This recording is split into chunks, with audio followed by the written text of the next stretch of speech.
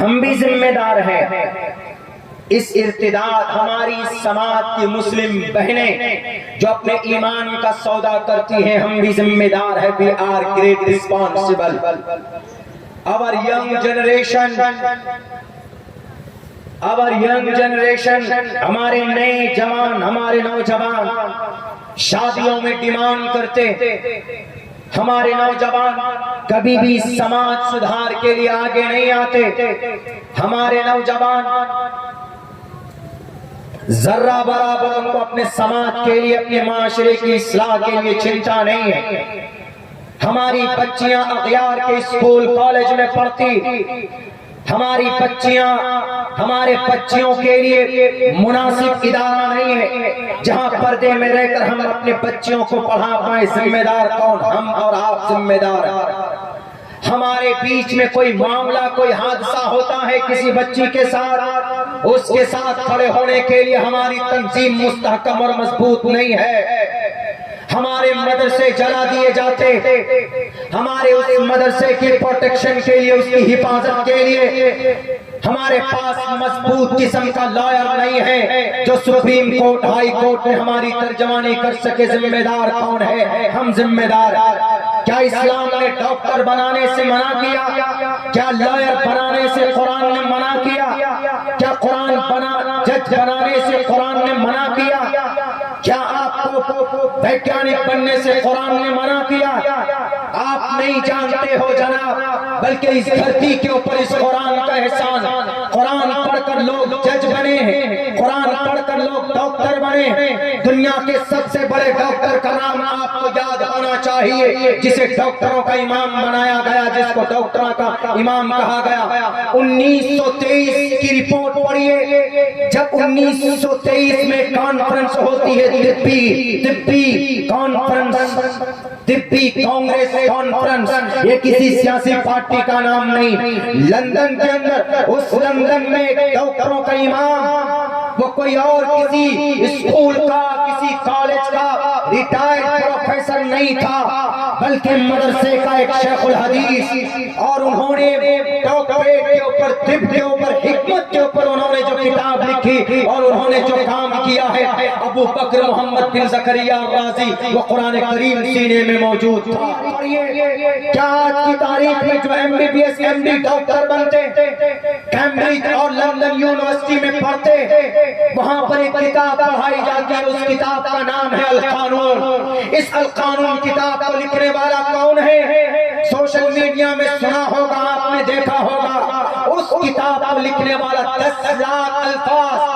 And this book has been written by a Muslim great scholar. ایک مسلم عالم دین کے، ایک حافظ قرآن سے لکھی گئی ہے یہ کتاب، جس میں 10 لاکھ الفاظ. عبادت پر نہیں لکھی گئی یہ کتاب، بلکہ دنیا میں ڈاکٹر کیسے بنیں گے، ڈاکٹر آف میڈیسن کیسے بنے گا، ڈاکٹر آف فزیوتھراپسٹ کیسے بنے گا، ڈاکٹر آف سرجن کیسے بنے گا، اس کے اوپر یہ کتاب لکھنے والا کوئی اور نہیں. 11 سال کی عمر میں حافظ قرآن بننے والا شیخ حسین ابن علی سینا تھے، جنہوں نے قرآن کو سینے میں محفوظ کیا تھا.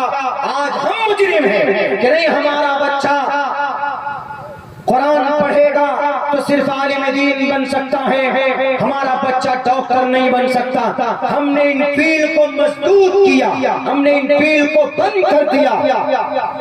یہی وجہ ہے کہ آج ہم day by day miss use سے بھی ہمارے بچے مرتد ہوتی ہے، اور کبھی کبھی مخلوط تعلیم سے تو کبھی نہیں، بہت زیادہ. کو ایجوکیشن سسٹم بولتے انگلش کو، کو ایجوکیشن سسٹم.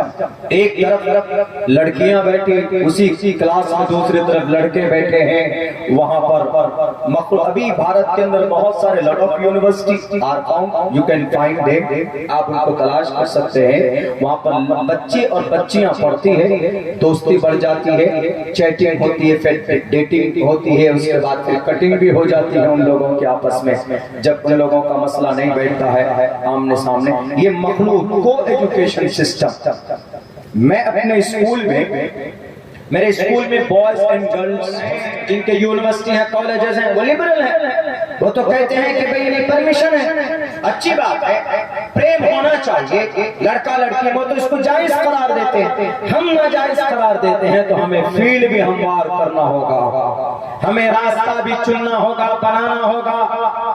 ہم پردے میں رہ کر اپنے سماج کے بچوں کو ڈاکٹر، انجینئر، پائلٹ بنا سکتے ہیں، قرآن منع نہیں کرتا، یہ راستہ اپنانا ہوگا۔ دوسری ایک بڑی وجہ یہ بھی ہے، غربت کی وجہ سے بھی سماج کی بچیاں مرتد ہوتی۔ ایک انقلاب، ایک نیوز ہے، اوتھینٹک نیوز ہے، اس کا ایک آرٹیکل اب سے تقریباً 15-20 دن پہلے یہ آرٹیکل چھپا تھا، پرٹیکولر مجھے بھیجا گیا تھا، میں وہ آپ کے سامنے رکھتا۔ اس آرٹیکل میں اس بچی نے جو اپنی روداد اور اپنی کہانی بتائی سمجھنے کے لیے، اس آرٹیکل میں لکھا، اس آرٹیکل میں ایک بچی کا نام نہیں لوں گا میں، لیکن وہ ممبئی بھیونڈی حساس علاقہ ہے، مایا کی نگری ممبئی، وہاں پر اس بچی نے ایک BHP وشو ہند پریشد، ان کا ٹارگیٹ ہے بھارت کے اندر کئی ہزار مسلم بیٹیوں کا ان سے میرج کرنا۔ 1954 میرج ایکٹ آرٹیکل 15 میں پرمیشن دی گئی ہے، کوئی بھی بالغ لڑکا لڑکی، مسلم لڑکا ہو یا غیر مسلم لڑکی ہو، غیر مسلم لڑکا ہو یا مسلم لڑکی ہو، وہ آپس میں بھارت کے سنویدھان کے اعتبار سے وہ شادی کر سکتے ہیں۔ بھارت کے سنویدھان کے اعتبار سے میرج ایکٹ 1954 آرٹیکل 15 کے تحت وہ کر سکتے ہیں، کوئی ان کو روک نہیں سکتا اگر وہ بچے اور بچیاں، لڑکے لڑکی جو اگر وہ دونوں بالغ ہیں سنویدھان کے اعتبار، لیکن اسلامک اعتبار سے، شرعی اعتبار سے ہمیں یہ اجازت ہے، ہم یہ اس قانون میں بنتے ہیں کہ کوئی بھی مسلم لڑکی کا غیر مسلم لڑکے کے ساتھ 100 مرتبہ نکاح بھی پڑھا دیا جائے، وہ نکاح قابل قبول نہیں ہوگا۔ اسلامک اعتبار سے، شرعی اعتبار سے، قرآن کریم کے فرمان کے اعتبار سے، یا اسی طریقے پر کوئی مسلم لڑکا ہو غیر مسلم لڑکی سے نکاح کرنا چاہے، نکاح نہیں ہو سکتا۔ تب وہ کہاں جاتے ہیں؟ کورٹ جاتے ہیں میرج کے لیے، تو وہاں ایک پروسیس ہوتا ہے، آپ لائر کو ایک اپلیکیشن دیتے ہیں اپنے ڈاکومنٹ کے ساتھ، یہ لیجئے ہم اپنی شادی کرنا چاہتے ہیں اپنی مرضی سے، یہ ہمارا لڑکا ہے، یہ ہمارا شوہر ہے، یہ اور لڑکا کہتا ہے یہ میری بیوی ہے، ہم دونوں بالغ ہیں، we are complete 18 years، ہم 18 سال کے ہو چکے ہیں، ہم نکاح کرنا چاہتے ہیں، ہم شادی کرنا چاہتے ہیں۔ وہاں نکاح تو نہیں بولتے، وہ میرج بولتے ہیں، میرج ہو سکتا، نکاح نہیں ہو سکتا، ہو جاتا ہے قانونی اعتبار سے، وہ اپلیکیشن لٹکا دیا جاتا ہے وہاں پر میرج آفس میں، 1 مہینے تک کے لیے وہ اپلیکیشن لٹکتی رہتی تاکہ کسی کو کوئی آپتی ہو تو وہ ان دونوں کے خلاف جا کر اپنا آپتی درج کرا سکتا۔ سیم یہی میٹر سامنے آیا کہاں پر؟ ممبئی، جب اپلیکیشن کسی وکیل نے، مسلم وکیل نے دیکھا تو اس نے اس اپلیکیشن کو کسی تنظیم کے پاس فارورڈ کیا کہ سر آپ کان میں تیل لگائے سو رہے ہیں، یہاں پر آپ کی مسلم بیٹیوں کا ایمان کا سودا ہو رہا ہے، اپنا ایمان بیچ کر وہ اپنے دین کو چھوڑ کر مرتد ہو کر دوسرے کے ہاتھ پکڑ کر شادی کر رہی، کیسے بچایا جائے؟ آپ لوگ گھروں میں بیٹھے ہیں، آپ لوگوں کو چنتا نہیں ہے۔ ایک وکیل نے اپنی بات میسج پہنچائی کسی تنظیم کے کسی ذمہ دار کو، وہ فوراً پہنچتے ہیں آفس میں، دیکھتے ہیں کہ واقعات ایسا معاملہ سامنے آیا، ایڈریس لے کر اس بچی کے گھر پہ جاتے ہیں، بچی سے کہتے ہیں کہ بیٹی بتاؤ ذرا تم نے یہ قدم کیوں اٹھایا؟ کیا تم کو نہیں معلوم کہ ایمان لانے کے بعد کوئی بھی مومن مرد یا عورت اگر وہ اپنے ایمان ایمان سے ہاتھ دھو بیٹھے اگر وہ مرتد ہو جائے، یا ایھا الذین آمنوا من یرتد منکم عن دینی، اپنے دین سے مرتد ہو جائے، فیمت وہو کافر، وہ مر جائے اسی حالت میں، ارتداد کی حالت میں، وہو کافر، وہ کافر ہے، فاولئک حبطت اعمالهم فی الدنیا والآخرہ واولئک اصحاب النار هم فیہا خالدون، تو ان کے جو اعمال ہیں وہ سب کے سب ختم ہو جاتے، ختم ہو جاتے، ان کے پچھلے جو اچھے اعمال ہیں وہ کوئی کام نہیں آتا، فاولئک اصحاب النار هم فیہا خالدون۔ قیامت میں مرنے کے بعد، قیامت میں ہمیشہ کے لیے جہنم کا فیصلہ ہوگا۔ کیا تم کو اس سے ڈر نہیں لگا؟ تم نے کیوں یہ نکاح کیا؟ تم نے کیوں میرج کی؟ کیوں شادی کی؟ تم نے اپنی قیمتی دولت، ایمان، اللہ کے دربار میں، اللہ کے خزانے میں اس سے بڑی کوئی دولت نہیں ہے بیٹی۔ تم نے ایک ایشور کو، ایک اللہ کو، ایک پرماتما کو چھوڑ کر تم نے غیر اللہ کے سامنے سجدے کو سجدہ کیا اور اپنے ایمان کا سودا کیا۔ صرف ایک PhD کا یہ لڑکا جو تم کو گاڑیوں کا شوق، گاڑیاں دکھا کر اور اپنے حویلی اور بنگلے کا سپنا دکھا کر، چھوٹے وعدے کر کہ میں سویٹ ہارٹ، میں یہ لا دوں گا، میں یہ لا دوں گا، میں چاند پر چڑھ کر تارے لا دوں گا، اور تم ان کے جھوٹے وعدے پر اپنے ایمان کا سودا کر بیٹھے۔ تم کو نہیں پتا کہ اس کی کتنی خطرناک سزا ہے مرنے کے بعد، بلکہ اسلامک شریعت ہو تو قتل کر دیا جائے، قید خانے میں ڈال دیا جائے پوری زندگی تک۔ لیکن اگر تم دنیاوی اعتبار سے اگر بچ گئے یہاں پر بھارت کے اندر، بھارت کے قانون کا سہارا لے کر، تو کل قیامت میں تم نہیں بچ سکتی۔ اس بچی نے کیا کہا وہ ہم سب کو سوچنا چاہیے اور غور کرنا چاہیے کہ اس میں ذمہ دار 75% ہم ذمہ دار لوگ ہیں، ہم دانشور لوگ ہیں، ہم تنظیم کے بڑے تنظیم کے رہنما وہ رہبر لوگ ہیں۔ جہاں پر مخلوط تعلیم کی وجہ سے ارتداد پھیلتی، جہاں پر موبائل کی وجہ سے ارتداد پھیلتی، جہاں پر اور بے دینی کی وجہ سے ارتداد پھیلتی، وہاں ایک ارتداد کی وجہ غربت بھی ہے، غریبی کی وجہ سے بھی ارتداد کا بازار گرم ہوتا۔ اس بچی نے کہا کہ مولانا، اس بچی نے کہا کہ صدر محترم، are you president of your organization؟ آپ اپنی تنظیم کے صدر ہیں۔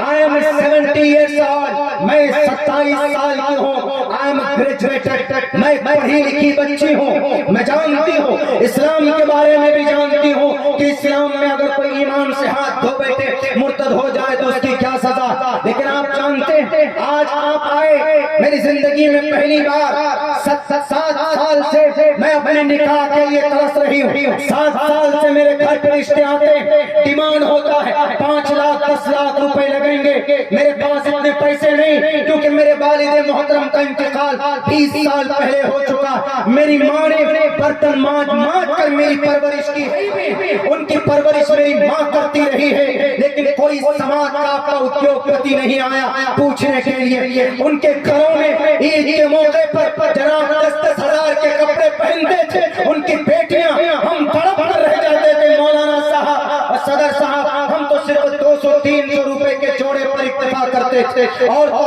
ان کی اپنی ہمارے پڑوس میں دائیں اور بائیں ادیوگ پتی لوگ ہیں، کروڑ پتی مسلمان ہیں۔ کیا آپ کے یہاں زکات نہیں ہے؟ زکات کن لوگوں کے لیے؟ صرف زکات مدارس کے لیے یا صرف زکات اپنے رشتہ دار کے لیے؟ غریبوں کے لیے بھی ہے اور سماج کے بچوں کے لیے بھی ہے کہ جو غریب ہے، غربت کی وجہ سے ان کا نکاح اور ان کا رشتہ نہیں ہو پایا۔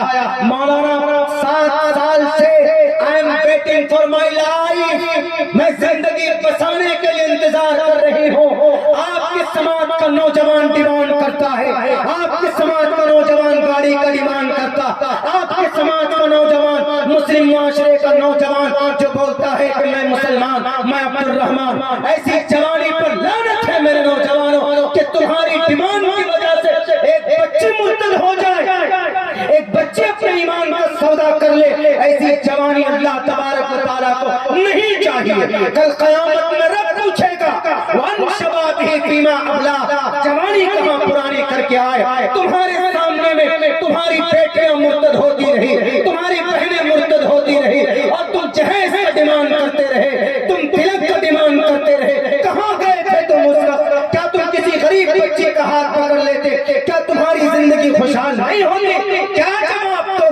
اس بچی نے کہا کہ دونوں طرف میرے جو پڑوسی ان کے پاس 10-10 لاکھ روپے وہ صرف ڈیکوریشن میں خرچ کرتے اپنی بیٹی کی شادی میں، اگر 2, 2.5, 3, 4 لاکھ روپے مجھے دے دیتے تو میری شادی ہو جاتی. نہیں ہوئی میری شادی.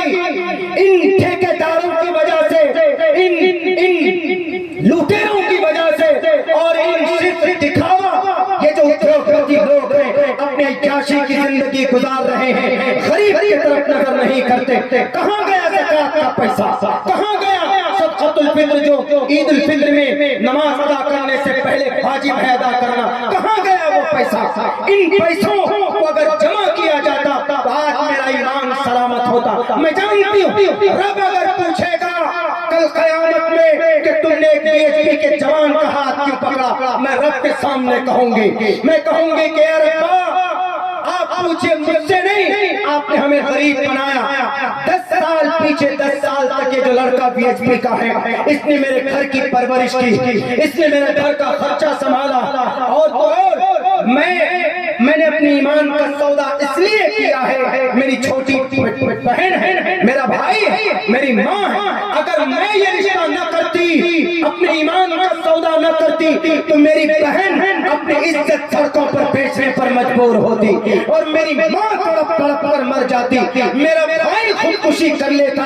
اس لیے میں نے سوچا کہ ان کو خوشحال کرنے کے لیے ایک ایمان کو بیچ دوں گی، رب کے سامنے سوال کروں گی. رب اگر مناسب سمجھے گا تو مجھے معاف کرے گا، نہیں تو مجھے جنت جہنم میں ڈال دے گا. میں اپنے پریوار کو خوشحال کرنے کے لیے میں نے اپنے ایمان کا سودا کیا ہے. مولانا صاحب کہاں تھے آپ؟ کہاں ہیں آپ کی تنظیمیں؟ مدرسہ چلا دیا جاتا ہے 114 سال پرانا، ہماری تنظیمیں لنگڑی اور للی بڑی بیٹھی رہتی، FIR تک لانچ نہیں کر پاتے.